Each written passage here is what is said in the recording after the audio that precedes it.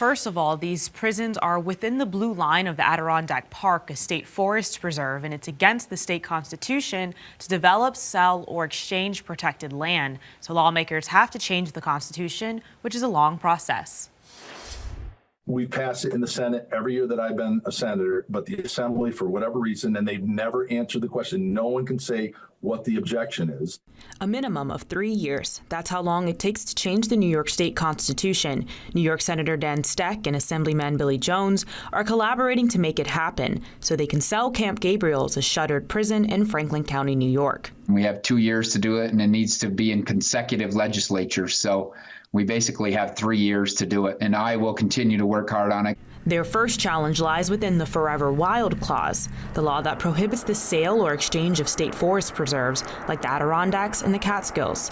Their second challenge is getting the votes to change it. It's frustrating because, again, time is not the friend of this facility. The bill has gotten through the Senate the last 4 years, but it has never gotten through the Assembly. But I just wish that somebody would be upfront and direct and say, this is what we don't like about it, so that we have a chance to fix it, because time is not our friend. The goal is to turn the facility into something else, something productive. But lawmakers say they don't know why one chamber can't get the votes. Kind of got tied in with a couple of other shuttered prisons in the North Country. There's no reason why these can't go separately as separate constitutional amendments. I can understand the argument, well, a lot of constitutional amendments all at once will confuse and irritate voters, and how about one big bill?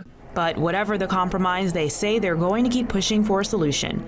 We kind of ran out of time, but we're on a new legislature, so the clock starts again. I think the public should be, especially the public in the North Country, that has an interest in, seeing something done here, either clean it up or repurpose it.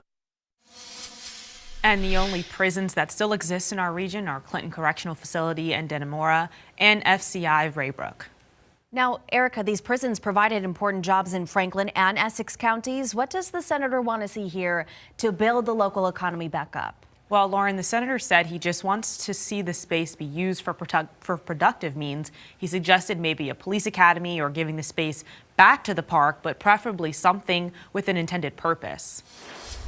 It's environmentally, we worry about the environment in the Adirondacks, and you've got buildings with God knows what in them that are falling into the ground. That can't be good for the environment. So let's either fix them or appropriately demolish them, but just don't let them rot in place. The state is supposed to lead by example. Their former prison, Mariah Schock, continues to sit vacant in Essex County. 2 years ago, both Steck and Jones called on the governor to come up with a reuse plan, either for housing or job training, but it still remains untouched. Live in studio, I'm Erica Love, NBC5 News.